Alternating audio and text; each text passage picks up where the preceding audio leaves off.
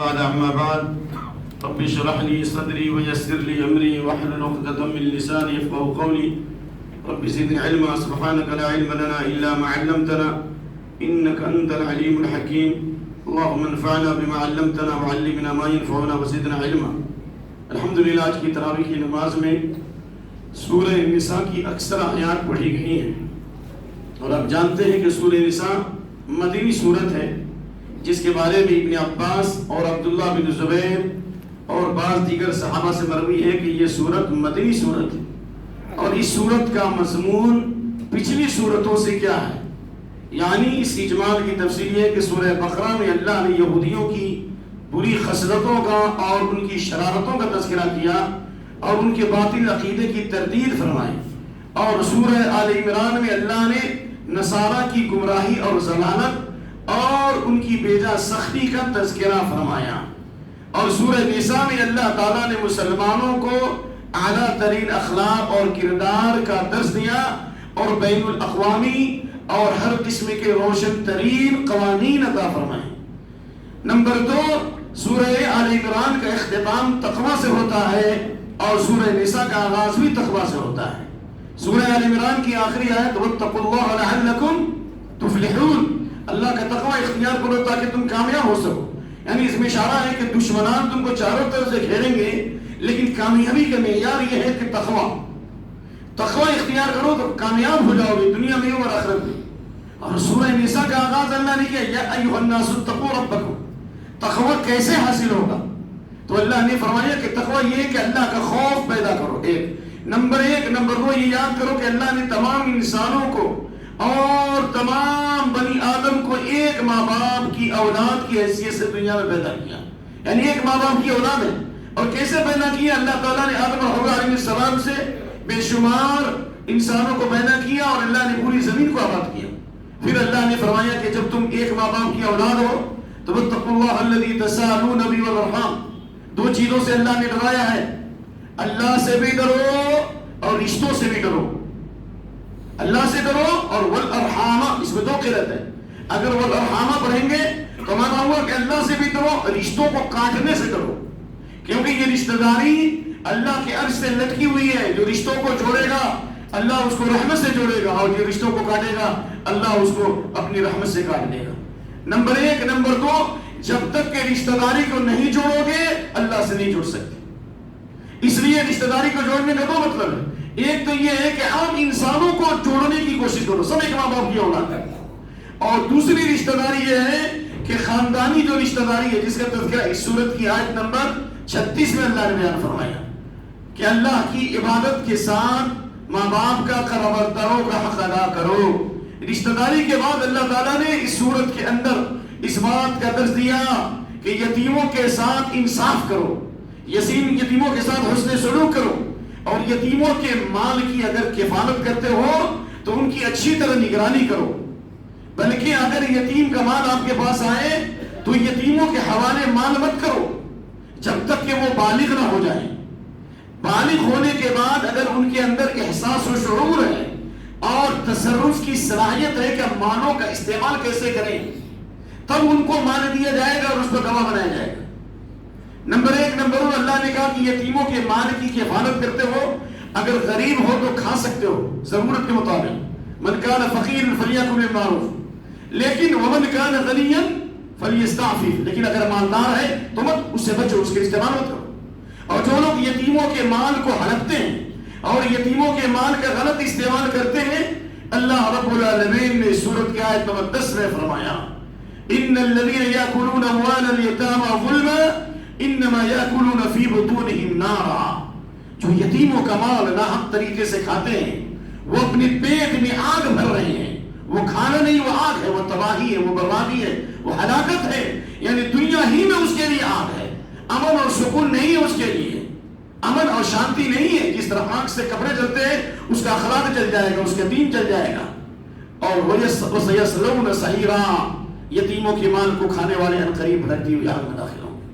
اسی طرح اللہ تعالیٰ نے سورت کے آغاز میں فرمایا کہ اس نکاح سے متعلق کہ اس وقت میں جو یتیم بچیوں کی لوگ کفالت کرتے تھے اگر خوبصورت ہوتی تو اس سے شادی کر لیتے اور پھر اس کے بعد میں اس کا مہر نہیں دیتے تھے، اور اگر خوبصورت نہیں ہوتی تو اس کو شادی کرنے نہیں دیتے. تو اللہ رب العالمین نے اس صورت کے اندر اس بات کی تنبیہ فرمائی وَإِنْ خِفْتُمْ أَلَّا تُقْسِطُوا فِي الْيَتَامَى فَانكِحُوا مَا طَابَ لَكُم مِّنَ النِّسَاءِ مَثْنَىٰ وَثُلَاثَ وَرُبَاعَ. اگر ان یتیموں کی جو کفالت کر رہے ہو، اب تمہیں یہ ڈر ہے کہ تم انصاف نہ کر سکو گے، یعنی شادی کے بعد انصاف نہ کر سکو گے، تو کیا ضروری ہے کہ اسی سے شادی کرو جو تم کو پسند ہو. یہ نہیں کہا کہ تمہاری بیوی کو پسند ہو. شادی آپ کریں گے تو آپ کی پسند ہونا چاہیے. عورت اپنی اختیار سے شادی نہیں کر سکتی، تو حدیث معلوم ہے نا. آپ اپنی اختیار سے 4 شادی کر سکتے ہیں، لیکن عورت چاہے دنیا کی بادشاہ کیوں نہ بنا دی جائے، لیکن عورت خود اپنی شادی نہیں کر سکتی. لا تزوج المرأة المرأة ولا تزوج المرأة نفسها. عورت کی شادی نہیں کر سکتی، عورت ولی نہیں بن سکتی، اور عورت اپنی شادی بھی نہیں کر سکتی. فإن الزانية هي التي تزوج نفسها. جو عورت بغیر ولی کے شادی کرے گی، خود اپنی شادی کرے گی، میں اس کو چوائس کرتا ہوں، میں سلیکٹ کرتا ہوں، اگر اس کا کوئی ولی نہیں ہے، ایسی عورت زانیہ ہے، فاحشہ ہے. اللہ اکبر. تو اللہ تعالیٰ نے اس آیت کریمہ میں فرمایا جو تم کو پسند عورتوں میں سے. لیکن اس کا یہ مطلب نہیں کہ جو پسند کا مطلب یہ کہ پوری دنیا کی عورتوں سے شادی کرو نا. اللہ نے آگے کہا مثنا، 2 ایک سے شروع نہیں کیا، 2 یعنی عام انسان کی خواہش ہوتی ہے کہ کم سے کم 2 روٹی کھائے. کوئی انسان نہیں چاہتا کہ 1 روٹی کھائے. ہاں مجبوری میں 1 روٹی سے بھی بڑی روٹی ہو تو کام چل جاتی ہے، کام چل جاتا ہے. لیکن اللہ نے 2 سے شروع کیا. انسان کی عام خواہش 2 ہوتی ہے.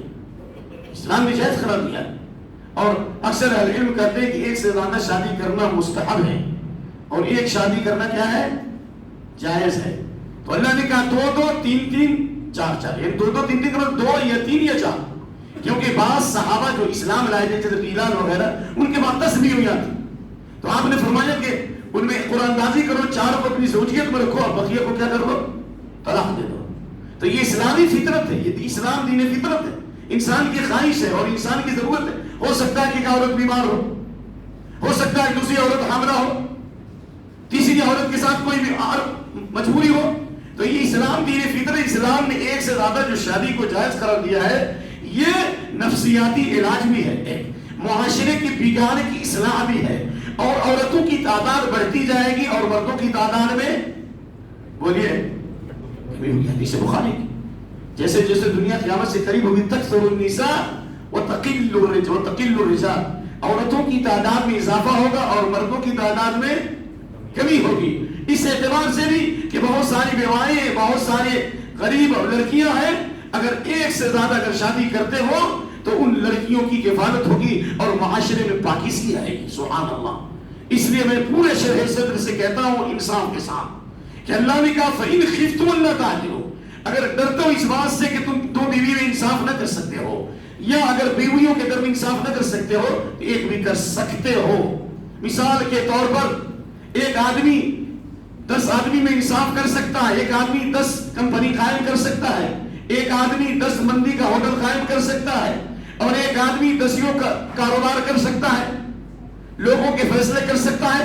لیکن اگر اس کے اندر تقویٰ ہے، اس میں ایمان ہے، صحابہ کی سیرت ہے، صحابیات کی سیرت ہے، انسانیت کا درد ہے، اور اس کے اندر ایسی کوالٹی ہے کہ وہ اچھے اخلاق کی خوشبو سے اپنے گھر کو معطر کر سکتا ہے، اپنے بچوں کو قریب کر سکتا ہے، تو ظاہر 1 سے زیادہ شادی کر سکتا ہے. لیکن اس کا یہ بھی مطلب نہیں کہ ہر ایک کو مجبور کیا جائے 1 سے زیادہ شادی پر نہیں. اللہ نے فرمایا کہ اگر اس بات کا خوف کہ تم انصاف نہ کر سکو تو 1 بھی شادی یعنی 1 بھی کافی ہے. تو خلاصہ کلام یہ ہوا کہ اللہ رب العالمین نے یہ اجازت دی ہے کہ جو تم کو پسند ہو. اس لیے جو معاشرے میں مشہور ہے کہ دوسری شادی کرنے کے لیے پہلی بیوی سے پوچھنا ضروری ہے، نہیں. اخلاقی اعتبار سے یہ کہا جائے گا کہ آپ اچھے اور پاکیزہ ماحول میں ماحول کے سازگار کر کے شادی کریں، لیکن پوچھنا ضروری نہیں ہے، کیونکہ اللہ نے کہا جو تم کو پسند ہو. کوئی بھی غیرت مند عورت کبھی اس بات کو برداشت نہیں کر سکتی ہے، لیکن اس بات کا بھی خیال رہے کہ جو 1 سے زیادہ شادی کرتا ہے، من كان له امرأتان فمال إلى أحدهما جاء يوم القيامة شقه مائل. جس کے پاس 2 عورتیں ہوں اور ان میں انصاف نہ کر سکے تو قیامت کے دن اس حال میں آئے گا کہ اس کا ایک دھڑ جھکا ہوگا اور اسی جھکی حالت میں جہنم کی آگ میں ڈال دیا جائے گا، نعوذ باللہ من ذالک۔ تو خلاصہ کلام یہ کہ اللہ تعالیٰ نے اس آیت کریمہ میں ایک سے زیادہ شادی کرنے کی اجازت دی ہے، جو عدل و انصاف قائم کر سکے اور جو حقوق کو پورا کر سکے، اور اس کے لیے نبی صلی اللہ علیہ وسلم کی سیرت اور صحابہ کرام کی سیرت ہمارے سامنے ہے۔ نمبر 3، تمام صحابہ میں سے 2 صحابی کے بارے میں آتا ہے کہ انہوں نے ایک شادی کی، بس یہ تحقیقی بات بول رہا ہوں، اگر کسی کو ہے اس سے اچھی تحقیق کو پیش کر۔ حضرت ابو ذر اور حضرت عبداللہ بن مسعود، بس حضرت ابو ذر اور عبداللہ بن مسعود کے علاوہ میرے علم میں، شاید میرے علم میں کسی صحابی کے بارے میں وضاحت نہیں ہے کہ انہوں نے ایک شادی کی۔ تو اس کا مطلب یہ کہ عام انسانی ضرورت ہے، اس لیے اللہ نے اس کی اجازت دی ہے، لیکن عدل و انصاف قائم کرتے ہوئے۔ اور اس کے بعد اللہ تعالیٰ نے آیت نمبر 7 میں بہت قیمتی بات بتائی ہے، وہ یہ ہے کہ اللہ نے اس سورہ نساء میں نساء کے نام سے جو سورت اتاری ہے، اس لیے کہ نساء کے معنی عورتیں، یعنی عورتوں کے حقوق سے متعلق یہ سورت ہے۔ مردوں کے نام سے سورت نازل نہیں ہوئی، عورتوں کے نام سے نازل ہوئی۔ اس میں عورتوں کی اہمیت اور ان کے مقام اور ان کی عظمت کو بتایا گیا ہے کہ عورت کو اسلام نے جینے کا حق دیا، عزت اور پاکدامنی کا حق دیا، اور اللہ نے فرمایا مردوں کی کمائی مردوں کے لیے اور عورتوں کی کمائی عورتوں کے لیے۔ للرجال نصیب مما اکتسبوا وللنساء نصیب مما اکتسبن۔ مرد جو کماتا ہے اس کی کمائی اس کے لیے، اور عورتوں کی جو کمائی ہے اس کے لیے۔ یعنی ہو سکتا ہے کہ بیوی مالدار ہو اور شوہر فقیر ہو۔ بیوی جیسے عبداللہ بن مسعود کی بیوی مالدار تھی اور عبداللہ بن مسعود کیا تھے؟ غریب تھے، اس کے باوجود دیکھا کہ ان کی بیوی کے گردن میں تعویذ ہے تو غصے میں توڑ کے پھینک دیا، کہا ان عبداللہ حدثنی عن الشرک، عبداللہ کے گھر والے شرک سے بنیاد ہے تو کیوں شرک کر رہی ہے؟ نمبر 1۔ نمبر 2، عبداللہ بن مسعود غریب تھے، اس لیے بیوی نے اپنے شوہر کو زکات دی۔ مال نہیں ہوتا تو کیسے زکات دیتی؟ اسے یہ بھی معلوم ہوا کہ شوہر بیوی کی زکات لے سکتا ہے، لیکن شوہر بیوی کو اپنی زکات نہیں کھلا سکتا۔ کیوں؟ اس لیے کہ اس کا نان و نفقہ شوہر پر واجب ہے، اپنے ماں باپ کو نہیں کھلا سکتا، اپنی اولاد کو نہیں کھلا سکتا، اسی طرح اپنی بیوی کو بھی زکات نہیں کھلا سکتا۔ لیکن بیوی شوہر کو اپنی زکات دے سکتی ہے، اس لیے کہ بیوی کے اوپر شوہر کے نام نفقہ کی ذمہ داری واجب نہیں ہے۔ نمبر 3۔ نمبر 4، اللہ تعالیٰ نے آیت نمبر 7 میں جو فرمایا، حضرت سعد بن ربیع کا جو واقعہ ہے، ذرا اس واقعے کو بھی 2 منٹ سن لیجیے۔ حضرت سعد بن ربیع غزوہ احد میں شہید ہو گئے، اور ان کے مرنے کے بعد سعد بن ربیع کا جتنا مال تھا ان کے بھائیوں نے کیا کر لیا؟ کیا کر لیا؟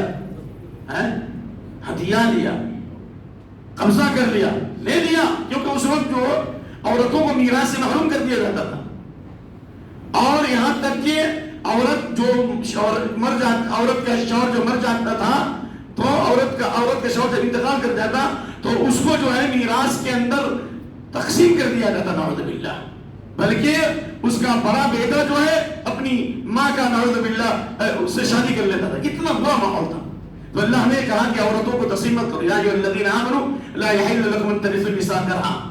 تو سعد بن ربیع کی بیوی نبی صلی اللہ علیہ وسلم کی خدمت میں حاضر ہوئی، اور ان کے ساتھ 2 بیٹیاں تھیں۔ اور سے سنو، کہا یا رسول اللہ ہاتان ابنتا سعد بن ربیع، یہ سعد بن ربیع کی 2 بیٹیاں ہیں، ان کے باپ غزوہ احد میں قتل کر دیے گئے، یعنی شہید ہو گئے، اور سارا مال ان کے چچوں نے لے لیا، یعنی سعد بن ربیع کے بھائیوں نے سارا مال لے لیا، اور ابھی ولا ینکحان، ابھی ان 2 بچیوں کی شادی نہیں ہوئی ہے، ان کی شادی نہیں، ولا ینکحان الا ولہما مال۔ اور یا رسول اللہ صلی اللہ علیہ وسلم، عورتوں کی بچیوں کی جب شادیاں ہوتی ہیں تو شادی کے لیے مال کا ہونا ضروری ہے، تو اس لیے آپ کٹلم مت دو، تلک مت دو، لیکن اس کا یہ بھی مطلب نہیں ہے کہ بالکل سوکھی روٹی کھلا کر کے بیٹی کو رخصت کر دو، ایسا بھی نہیں ہے، جو حدیث ہے ولا ینکحان الا ولہما مال، عورتوں کی شادی میں مال کا ہونا ضروری، یعنی ان کی ضروریات ہے، بھائی جہیز مت دو، کٹنم مت دو، لیکن ان کی ضروریات ہے یا نہیں، ان کے حقوق ہے کہ نہیں ہے؟ ہاں، تو کہا کہ سارا مال لے لیے، تو اللہ کے نبی صلی اللہ علیہ وسلم نے سعد بن ربیع کے بھائیوں کو بنایا اور میراث کی حد نازل ہوئی، یوصیکم اللہ فی اولادکم، اور پوری تفصیل ہے، آیت نمبر 10، 11 اور 12 کو پورے تفصیل سے پڑھ جائیے۔ آپ نے کہا کہ نہیں، اس کی بیوی کو 8واں حصہ دو، اور ان کی 2 بیٹیاں ہیں ان کو 2 تہائی مال دو، کتنا دو بھائی؟ للذکر فإن كن نساء فوق الثنتين فلهن ثلث ما ترک، 2/3. اور اس کے بعد جو مال بچتا ہے یعنی 2/3 اور 1/8 اس کے دینے کے بعد جو مال بچتا ہے تم لے لو. بس یہ شریعت اصول ہے. تو خلاصہ یہ کہ میراث کی آیت نازل ہوئی عورت کے حقوق کی خاطر، اور عورت کو اسلام نے حق دیا ہے. لہذا اگر کوئی اعتراض کرتا ہے عورت کو آدھا ملتا ہے اور مرد کو زیادہ کیوں ملتا ہے، ڈبل کیوں ملتا ہے، تو اس کا جواب خود اسی قرآن میں ہے کہ ماں کی حیثیت سے عورت لیتی ہے، نہیں لیتی. بیوی کی حیثیت سے لیتی ہے 1/4 اور 1/8. اسی طریقے سے بہن کی حیثیت سے لیتی ہے، بیٹی کی حیثیت سے لیتی ہے. کئی حیثیتوں سے مال آتا ہے اور اس کے اوپر نان و نفقہ کی ذمہ داری نہیں ہے. بلکہ یہاں تک فقہاء نے لکھا ہے کہ اگر بچہ پیدا ہو جائے اور عورت کہے کہ ہم دودھ نہیں پلائیں گے تو شوہر کو حق نہیں ہے کہ تم زبردستی کو دودھ پلانے کے لیے، کیونکہ اس سے پہلے سورہ بقرہ میں آیت گزر چکی ہے کہ دایوں کو میاں بیوی دونوں مل کر کے کسی دودھ سے دودھ پلاؤ اور اس کی مزدوری دو. تو معلوم یہ ہوا کہ عورت کے اوپر نان و نفقہ کی ذمہ داری نہیں ہے، لیکن عورت کو ان تمام جہات سے مال آتا ہے. اس اعتبار سے اس کی پوزیشن اور زیادہ بڑھ جاتی ہے. نمبر 1. نمبر 2، مرد کے اوپر گھر کی بھی ذمہ داری ہے، گھر کے باہر کی بھی ذمہ داری ہے. اس لیے اسلام دین فطرت اس لیے بیٹے کو بیٹی کے مقابلے میں ڈبل دیا گیا ہے. ٹھیک ہے. اور بعض جگہوں پر بھائیوں کو اور بہنوں کو برابر بنا دیا گیا ہے، جس کی توضیح کا یہ موقع نہیں ہے. اللہ نے میراث کے بیان کے بعد کیا فرمایا تھا، غور سے سنو کہ میراث کی تقسیم سے پہلے 3 چیزوں کا ہونا ضروری ہے. غور سے سنیے اس بات کو. میراث تقسیم کرنے سے پہلے 3 چیزوں پر عمل کرنا ضروری ہے. میت کے انتقال کے بعد اس کے مال سے سب سے پہلے کیا کیا جائے گا؟ نمبر 1 جب بولیے تو ذرا نہیں غلط ہے، بولیے. کسی کے پاس جواب ہوتے تھے جزاک اللہ خیر. قرض سے پہلے بھی فرض ہے، قرض سے پہلے بھی فرض ہے، اور وہ مرض ہو گیا ہے جو حل کرنا ضروری ہے. وہ کیا ہے کہ میت کے مال سے سب سے پہلے تجہیز و تکفین کی جائے گی. تدفین یعنی کفن دفن اس کے مال سے ہونا. اگر کوئی دے رہا ہے تو الگ بات ہے، تاکہ وہ کسی کا محتاج نہ ہو. پہلے اس کے مال سے کیا ہوگا جی؟ کفن. نمبر 2 قرض کی ادائیگی ہوگی، کیونکہ اللہ نے تفصیل بیان کی، آج پڑھنے کا موقع نہیں ہے.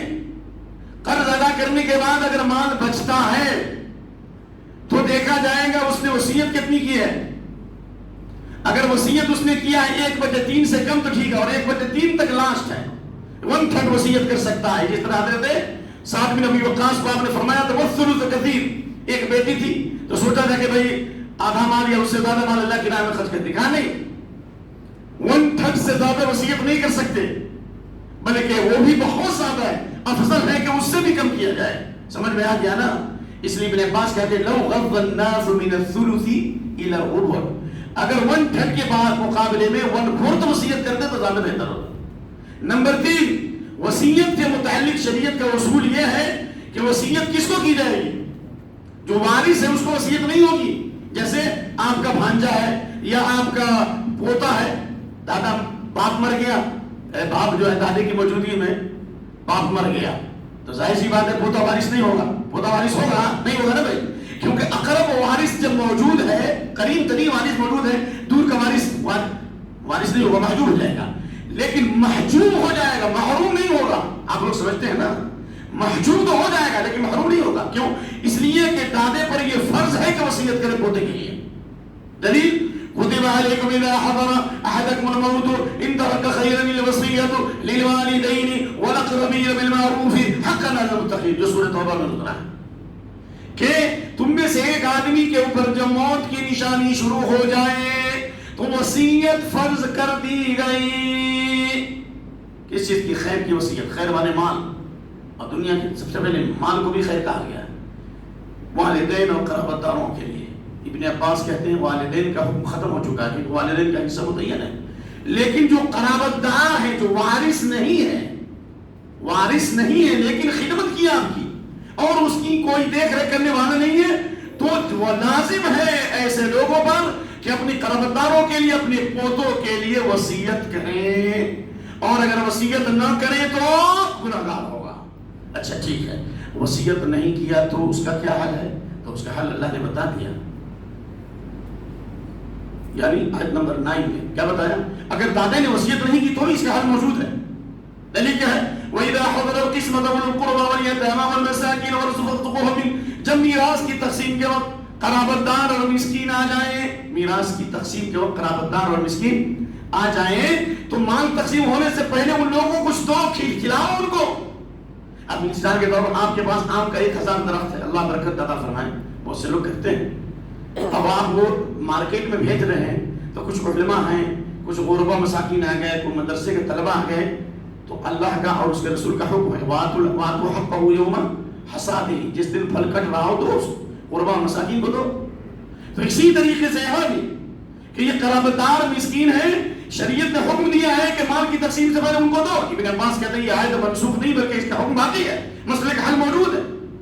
نمبر 3، بیماری ہم پیدا کریں، ہم کینسر کی دوا، ہم کینسر کا مرض پیدا کریں اور اسلام پہ ڈالیں کہ اسلام نے حل نہیں کیا. یہ کینسر اس لیے آیا کہ آپ نے قرآن و سنت پر عمل نہیں کیا. بیٹے باپ کی موجودگی میں بیٹا مر جاتا ہے، پوتا وارث نہیں ہوتا، لیکن اس کا حل موجود ہے. کیوں؟ تم نے جتنا کمایا تم نے اپنے باپ کو کیوں دیا؟ یہ سوال ہے. آپ نے 10 لاکھ کمائے، آپ نے ایک بلڈنگ بنا دی اور آپ نے جو ہے بہت سی پلاٹنگ کی، پورا مال آپ نے باپ کو دے دیا. شریعت یہ تو نہیں کہتی کہ پورا مال باپ کو دو. آپ سن چکے ہیں اس سے پہلے کہ شریعت نے کہا ماں باپ کو خرچہ دو، انفقتم کیا ہے خیر فلیل والد، خرچہ دینا ہے، نفقہ دینا ہے، مال پورا دینا نہیں ہے. یہ آپ کی غلطی ہے، کیونکہ اللہ کے نبی فرماتے ہیں انک ان تذر ورثتک اغنیاء خیر من ان تذر عالة یتکفف الناس. اپنی اولاد کو مالدار بنا کے جاؤ، یہ بہتر ہے کہ غریب بناؤ گے تو وہ بھیک مانگیں گے. لہذا مال کما کر کے جمع کرو اپنی اولاد کے لیے. چلیے ایک مسئلہ آیا. اب اگر کسی نے گھر بنا دیا اور اس میں 1 کروڑ روپیہ ہے، باپ کی زمین، کس کی زمین ہے؟ باپ کی زمین پر. بیٹا سعودی عرب میں، ایسا واقعہ ہو چکا ہے، بیٹا سعودی عرب میں، ایک مثال دے رہا ہوں سمجھنے کے لیے، اور اس نے 1 کروڑ کا گھر بنایا، اس کا خالی پیسہ ایک بیٹے کا لگا ہے، دوسرا بیٹا 0 ہے اور سارا مال 1 کروڑ کا اس کا لگا ہے، اور زمین کس کی ہے؟ باپ کی ہے. اب کیا ہوا؟ بیٹے کا اچانک انتقال ہو گیا اور اس کے بچے اور بچیاں جو ہیں روڈوں سڑکوں پہ آ گئے، تو کیا کرنا ہوگا؟ شریعت نے کیا حل کیا؟ شریعت نے یہ حل کیا ہے کہ جو اس نے 1 کروڑ جو پیسہ لگایا ہے، وہ بلڈنگ میں جو پیسہ لگا ہے وہ اس کا مالک ہے وہ، اور ہاں زمین، تو زمین کے اندر بھی جو اس کی وراثت ہے اتنا حصے کا وہ مالک ہے. یا تو اس کے وارثین اتنا پیسہ ادا کر کے وہ زمین لکھا دے، یا نہیں تو پوری بلڈنگ کو بیچا جائے گا، اور بلڈنگ کو بیچنے کے بعد اور اس بلڈنگ کی جو قیمت ہوگی اور زمین کی جو قیمت ہوگی، زمین میں حصے کا حقدار بھی اس کی بیوی اور اس کے بچے ہوں گے، اور اس میں باپ کا بھی کچھ حصہ ہوگا. معلوم ہے نا آپ کو، باپ کو 1/6 ملے گا اگر اولاد ہے تو، اور اس کے بعد جو ہے اس کی بیوی کو 1/8 ملے گا، اور اس کے بعد بچے وارث ہوں گے الاخری. تو اس اعتبار سے مسئلے کا حل ہے. تو خلاصہ یہ ہوا کہ ایسا اکثر ہوتا ہے کہ گھر بنا دیا اور باپ نے قرضہ کر لیا اور بیٹا مر گیا اور اس کے بعد میں اس کے بچے بھیک مانگ رہے ہیں. تو یہ ذمہ داری جماعت کے ذمہ داروں پر، علماء پر، اور ذمہ داروں پر جن کے ہاتھ میں اختیار ہے، جو لوگوں کے مسائل حل کرتے ہیں، کہ مظلوموں کا حق جب تک نہیں دلاؤ گے اس وقت تک کہ اللہ تعالیٰ کی رضامندی حاصل نہیں ہوگی. ظالم کی بھی مدد کرو، مظلوم کی مدد کرو. یہ حدیث آپ سن چکے ہیں نا. ایک آدمی کی پوری قبر آگ میں سے بھر گئی تھی، ایک آدمی کی پوری قبر آگ سے بھر گئی. کیوں بھر گئی تھی بھائی؟ اس لیے کہ اس نے ایک مظلوم کی مدد نہیں کی. تو خلاصہ یہ ہوا کہ ہمیں ایک مہم چلانی چاہیے اس موقع پر کہ جن کا جو حق ہے ان کو دیا جائے، اور جن کے والد کی موجودگی میں یعنی دادا کی موجودگی باپ پر گئے ہیں ان کے لیے وصیت کروایا جائے، ان کے مسائل کو حل کیا جائے. ارے اس صورت کے اندر اللہ رب العالمین نے نکاح سے متعلق بھی تفصیلی مسائل بیان کرتے ہوئے اللہ رب العالمین نے اس بات کا ذکر فرمایا ہے کہ ان تجتنبوا کبائر ما تنهون عنه نکفر عنکم سیئاتکم. اگر تم کبیرہ گناہوں سے بچ جاؤ گے تو اللہ تمہارے جتنے گناہ ان کو معاف کر دے گا اور عزت کی جگہ میں داخل کرے گا. اور پھر اللہ رب العالمین نے کہا کہ الرجال قوامون علی النساء، مردوں کو اللہ نے عورتوں پر حاکم بنایا ہے. حاکم کا مطلب یہ نہیں کہ ہمیشہ ڈنڈا مارے، یعنی قائم کا مطلب یہ ہوا کہ جس طرح جب تک یہ پیلر نہیں ہوگا یہ بلڈنگ نہیں ٹھہرے گی. تو اگر عورت کی مدد کرنے والا اور عورت کو سہارا دینے والا اس کا شوہر نہیں ہوگا تو عورت کہیں بھی گر سکتی ہے، کہیں بھی جا سکتی ہے، کہیں بھی تباہ ہو سکتی ہے. اس لیے عورت حاکم نہیں بن سکتی. اور عورت مردوں کی امامت نہیں کر سکتی. عورت کی امامت کر سکتی ہے لیکن عورت مردوں کی امامت نہیں کر سکتی ہے. بعض ہمارے بھائیوں سے غلطی ہوئی, انہوں نے رجوع کر لیا, اللہ ان کو جزائے خیر دے. انہوں نے بنگلور میں فتویٰ دے دیا کہ عورت گھر کے مردوں کی بھی امامت کر سکتی. میں نے اس کا تعاقب کیا اور میں نے بولا کہ کون سی دلیل ہے تیرے پاس؟ ورقہ والی جو روایت ہے اس میں تو آپ نے گھر کی عورتوں کو گھر کی عورتوں کی امامت کی اجازت دی. تم نے کہاں سے لے لیا کہ عورت مرد کی امامت کر سکتی ہے؟ خلاصہ یہ ہوا کہ اللہ نے مردوں کو عورتوں پہ حاکم بنایا ہے, لہذا عورت کو چاہیے کہ اپنے مرد کی عزت کرے اور مرد کو بھی چاہیے کہ اپنی بیوی کی اہمیت کو اور اس کے مقام کو پہنچانے. اور اللہ نے ایک عورت کی پہچان بتائی, فالصالحات قانتات, جو نیک عورت ہوگی وہ اپنی عزت و آبرو کی حفاظت کرے گی اور شوہر کے مال کی حفاظت کرے گی. نمبر 1. نمبر 2, نیک عورت کی پہچان رسول اللہ صلی اللہ علیہ وسلم نے بتائی ہے, اگر حکم دے تو اطاعت کرے اور دیکھے تو خوش ہو جائے, اور جب غائب ہو تو اپنی عزت و آبرو کی اور شوہر کے مال کی کیا کرے؟ حفاظت کرے. اور دینی طور پر نیک عورت وہ ہے جو 4 کام کرے. ان المرأة اذا صلت خمسها وصامت شهرها واحسنت فرجها وطاعت بالها, عورت 5 وقت نماز پڑھے, اپنے شوہر کی اطاعت فرمانبرداری کرے, رمضان کے روزے رکھے اور اپنی عزت و آبرو کی حفاظت کرے, تو جنت کے 8 دروازے کھول دیے جائیں گے, جس دروازے سے چاہے داخل ہو جائے. کتنا بڑا مقام ہے بھائی عورت کو. تو اللہ تعالیٰ نے اس صورت میں یہ بھی بتایا کہ اگر عورت گڑبڑ ہے تو ہو سکتا ہے عورت کی گڑبڑی تمہاری گڑبڑی سے ہو. کیوں؟ اس لیے کہ گھر کا ذمہ دار اگر سنگر ہوگا تو اس کے گھر کی عورتیں اور بچے ڈانسر ہوں گے. ہم بگڑ گئے اس لیے ہماری عورتیں بگڑ گئی. ہم اگر صحیح ہیں تو ہماری عورت بھی صحیح ہوگی. ظاہر امام کی غلطی ہوگی تو مقتدی کی نماز خراب ہوگی, ذمہ دار ہو. لیکن کبھی کبھی عورت بھی ایک نمبر شریر ہوتی ہے, بدماش ہوتی ہے. کیوں؟ اس لیے کہ اس کے دماغ میں خرافات ہوتے ہیں, وہ شرارتوں کو لے کر کے آتی ہے. تو عورت کی اصلاح کا طریقہ بھی بتایا. نمبر 1, اللہ نے فرمایا کہ فَعِظُوهُنَّ, پہلے اس کو پیارے انداز میں نصیحت کرو, صحابہ کے واقعات بتاؤ, اسلام کی 100 بیٹیاں بتاؤ, صحابیات مبشرات والی کتاب دو, نواب صدیق حسن خان کی کتاب پڑھاؤ. لیکن نمبر 2, اگر اس کے بعد بھی نہ مانے تو مارو. لیکن مارنے کا مطلب یہ ہے کہ دھاکر ہو کر مت مارو, نرم مارو, پیار والی مارو. ایک پھول سے بھی مارا جاتا ہے اور ایک لکڑی سے بھی مارا جاتا ہے. تو آپ پھول والی مار مارو, محبت کی مار مارو, ہلکی مار مارو, چہرے پہ مت مارو. صبح کا بھولا شام کو آ جائے تو اس کو بھولا والی کر. اور اس کے بعد بھی اگر عورت گڑبڑ ہے, نہیں سدھر رہی ہے, سرکش ہے, تو اس کے بعد جو ہے کہا گیا وَهْجُرُوهُنَّ فِي الْمَضَاجِعِ, بستر پر چہرہ جو پھیر لو. چہرہ پھیرنے کا مطلب ہی نہیں کہ بستر تم الگ سو وہ الگ سو, نہیں, چہرہ پھیر لو. کوئی بھی غیرت مند عورت جس کے اندر اپنے شوہر کی محبت ہوگی کبھی اس بات کو برداشت نہیں کر سکتی ہے کہ اس کا شوہر جو ہے الگ سو یا وہ الگ سو.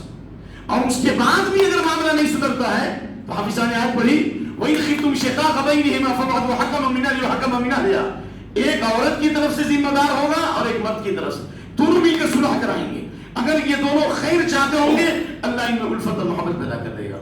اور اس کے بعد بھی سدھار نہ ہو تب طلاق کی بات کرو, اور بھی ایک طلاق دینا ہے جس کا ذکر انشاءاللہ سورہ طلاق میں آئے گا.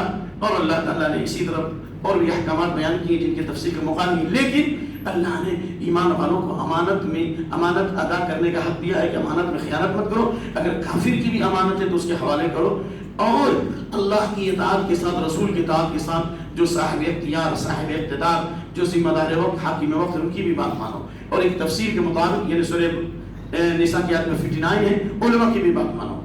علماء کی بات ماننے کے لیے کہا گیا, لیکن علماء کی عبادت کے لیے نہیں کہا گیا. رکوع سجدہ اللہ کے لیے ہوگا, تو اللہ کا حق بندوں کو نہیں دیا جا سکتا. جو حلال ہے وہ حرام, اور جو حرام ہے وہ حلال, علماء نہیں کر سکتے. اس لیے کہا کہ جو تم نے عالم وقت ان کی بھی بات مانو, لیکن کب تک؟ فَإِن تَنَازَعْتُمْ فِي شَيْءٍ فَرُدُّوهُ إِلَى اللَّهِ وَالرَّسُولِ. کسی بھی مسئلے میں اختلاف ہو اسے لوٹا دو اللہ کی طرف اور اس کے رسول کی طرف. کیا مطلب؟ مثال کے طور پر قرآن کہتا ہے کہ عورتیں دودھ پلائیں گی 2 سال, اور ایک امام صاحب کہتے ہیں کہ عورت دودھ پلائے گی 2.5 سال, تو کس پر عمل کرنا ہے؟ واضح ہے. ایک مثال اور دے دیتا ہوں. امام مالک رحمۃ اللہ علیہ کی موطا امام مالک, میں بات پڑھ رہا ہوں, اچانک کوئی بات یاد آ جاتی ہے تو بولنا ضروری ہو جاتا ہے نا. باب عدت المرأة التي فقد زوجها, جس عورت کا شوہر غائب ہو جائے, جس عورت کا شوہر کیا ہو جائے؟ غائب ہو جائے, تو وہ کتنے دن عدت گزارے گی؟ یعنی کسی کا شوہر پتہ نہیں چلا کہاں چلا گیا, تو کتنے سال انتظار کرے گی؟ بھائیوں بولو, جائیں موٹے سے بولو. 2 سال آپ نے فرمایا. اور ادھر فقہ احناف میں ہے 120 یا 80، کم سے کم 80 والا قول 80 سال انتظار کرے گی. کیا کرے گی؟ بھائی 80 سال انتظار کرے گی تو 80 سال تو عمر ہی نہیں ہوتی. عمر کی امت کی عمر کتنی ہے بھائی؟ بخاری کی روایت ہے 60 اور 70 کے بیچ میں ہوتی ہے، وہ بھی انگلش نہیں، عربی اعتبار سے. اب بتاؤ کہ 70-75. چنانچہ ایک واقعہ ہوا ہندوستان میں اتنا عجیب حوالہ دے رہا ہوں کہ وہ کتاب کوئی لے کے آئی ہے، میں نے وہ کتاب پڑھی ہے. مولانا شرف علی تھانوی صاحب نے کتاب لکھی ہے الحیلۃ الناجزہ، الحیلۃ کامیاب ہیلا. کہاں سرحد کی جنگ ہوئی تھی ہندوستان کی تقسیم سے پہلے، تو بہت سے جو مسلم فوجی تھے وہ غائب ہو گئے، پتہ نہیں چلا کہاں چلے گئے. ان کی بیویاں تھک تک کئی سال گزر گئے. علماء نے فتویٰ دیا کہ 90 سال انتظار کریں گے. کہا کہ 90 سال تو عمر ہی نہیں ہوتی ہے. تو کتنی عورتیں مرتد ہو گئیں اور غیر مسلموں سے شادی کر لیا انہوں نے. یہ واقعہ یہاں کا میں حوالہ دے رہا ہوں. تو مولانا اشرف علی تھانوی کو غیرت آئی اور انہوں نے کہا کہ اب یہاں پر مسلک کو قربان کرنا پڑے گا. تو انہوں نے کہا جائز ہیلا. کہا کہ ایسی حالت میں امام شافعی کے مسلک پر عمل کیا جائے گا. لیکن اور بھی تو مسائل تھے. اگر پہلے سے ہی وہ دلیل جو ابن عمر حضرت عمر والی حدیث کی موجود ہے کہ 4 سال انتظار کرے گی، اگر پہلے سے ہی اس پر عمل کیے ہوتے تو یہ عورتیں مرتد نہیں ہوتی. تو اس مسئلے کا حل موجود ہے کہ اللہ کے نبی فرماتے فَعَلَيْكُمْ بِسُنَّتِي وَسُنَّتِ الْخُلَفَاءِ الرَّاشِدِينَ، میری سنت کو لازم پکڑو اور خلفائے راشدین کی سنت کو لازم پکڑو. حضرت عمر خلفائے راشدین ہے یا نہیں؟ اجماع ہو گیا. چنانچہ حضرت عمر کے زمانے میں ایک شخص ایسے ہی غائب ہو گیا، پتہ نہیں چلا. تو حضرت عمر نے صحابہ کو بیٹھایا. پڑھیے آپ المغنی جو علماء ہیں وہ جانتے ہوں گے، علماء بھی بیٹھے ہوں گے ہو سکتا ہے. اور المغنی ابن قدامہ میں پڑھے تو آپ کو تفصیل ملے گی. وہ شوہر غائب ہو گیا. تو حضرت عمر نے صحابہ کو جمع کیا، حضرت علی بھی تھے اور دیگر صحابہ تھے. دیکھا ہوا یہ مشورہ ہوا ایما امرأة التي فقد زوجها فلم تدر اين هي تمكث 4 سنين ثم تعتد 4 أشهر و10. یہ الفاظ ہیں کہ جس کا شوہر غائب ہو جائے 4 سال انتظار کرے گی. کتنے سال؟ 4 سال. اور اس کے بعد اس کے شوہر کو مردہ قرار دیا جائے گا اور اس کے بعد 4 مہینہ 10 دن عدت گزار کر وہ دوسرے مرد سے شادی کر سکتی ہے. مسئلے کا حل ہے. اب جب اس نے دوسرے مرد سے شادی کر دی تو اس کا شوہر آ گیا. ایسا ہوا حضرت عمر کے زمانے میں. تب کیا کرے؟ تو اس نے کہا کہ ٹھیک ہے تم نے جو شادی کی ہے اس عورت سے طلاق دے دو، یہ پہلے مرد کی بیوی ہے. تو پھر اس نے کہا کہ نہیں، جب میرا بھائی شادی کر ہی چکا ہے تو میں ہی کہیں شادی کر لیتا ہوں، اب اس مال کو ہم دوبارہ واپس لینا نہیں چاہتے. تو یہ سارے مسائل کا حل موجود ہے، کتاب و سنت میں موجود ہے. یہاں تک کہ تھوکنے کا بھی حل موجود ہے. اس لیے اللہ نے کہا فَإِن تَنَازَعْتُمْ فِي شَيْءٍ فَرُدُّوهُ إِلَى اللَّهِ وَالرَّسُولِ. کسی بھی مسئلے میں اختلاف ہو اسے اللہ کی طرف اٹھا دو اور رسول کی طرف اٹھا دو. اگر تم اللہ اور آخرت پر ایمان لاتے ہو، اللہ اور اس کے رسول کا حکم یہ ہے فَعَلَيْكُمْ بِسُنَّتِي وَسُنَّتِ الْخُلَفَاءِ الرَّاشِدِينَ. اور سارے صحابہ گمراہی پر جمع نہیں ہو سکتے. اس لیے آیت نمبر 65 میں فرمایا فَلَا وَرَبِّكَ لَا يُؤْمِنُونَ حَتَّىٰ يُحَكِّمُوكَ فِي مَا شَجَرَ بَيْنَهُمْ. تیرے رب کی قسم وہ مومن نہیں ہو سکتے جب تک کہ اختلافات میں آپ کو جج تسلیم نہ کر لیں. نمبر 1. نمبر 2، آپ کے فیصلوں کو من وعن قبول نہ کر لیں اور آپ کے فیصلے کے سامنے اطاعت کا سر نہ جھکا دیں، اس وقت تک کہ مومن نہیں ہو سکتے. تو خلاصہ یہ ہوا کہ چاہے ہمارے نفس کے خلاف ہو، چاہے ہماری جماعت کے خلاف ہو، اگر حق ہمارے سامنے ہے قرآن و سنت اس کو قبول کرنا ضروری ہے. اگر ہم قبول نہیں کریں گے تو ہمارے دل میں کفر اور شرک اور نفاق کی بیماری آئے گی، جس کی وجہ سے آج امت مسلمہ پر یہ ذلت و خاری جو چھائی ہوئی ہے. اور طلاق کے مسئلے میں اگر علماء ایک ہی دفعہ قرآن و سنت کا فیصلہ پہلے کر دیے ہوتے تو سپریم کورٹ کو مداخلت نہیں کرنی ہوتی اور اتنے سارے مسائل ہوتے. مسلک کا تحفظ یاد رہا، سنت کا تحفظ بھول گئے. مسلک کا تحفظ یاد رہا، سنت کا تحفظ بھول گئے. لمحوں نے خطا کی تھی، صدیوں نے سزا پائی. اللہ ہم سب کو ہدایت دے. یہ تمام مضامین کا خلاصہ مختصر میں نے پیش کیا ہے اور کل انشاءاللہ بہت اہم اور ضروری باتیں آنے والی ہیں. اللہ سے دعا ہے کہ اللہ تعالی ہم تمام لوگوں کو قرآن و سنت کا شہدائی اور قرآن و سنت کا عامل بنائے اور صحابہ و سلف کے منہج کے مطابق زندگی گزارنے کی توفیق دے. سبحان ربک رب العزة عما یصفون وسلام علی المرسلین والحمد للہ رب العالمین. والسلام علیکم ورحمۃ اللہ وبرکاتہ.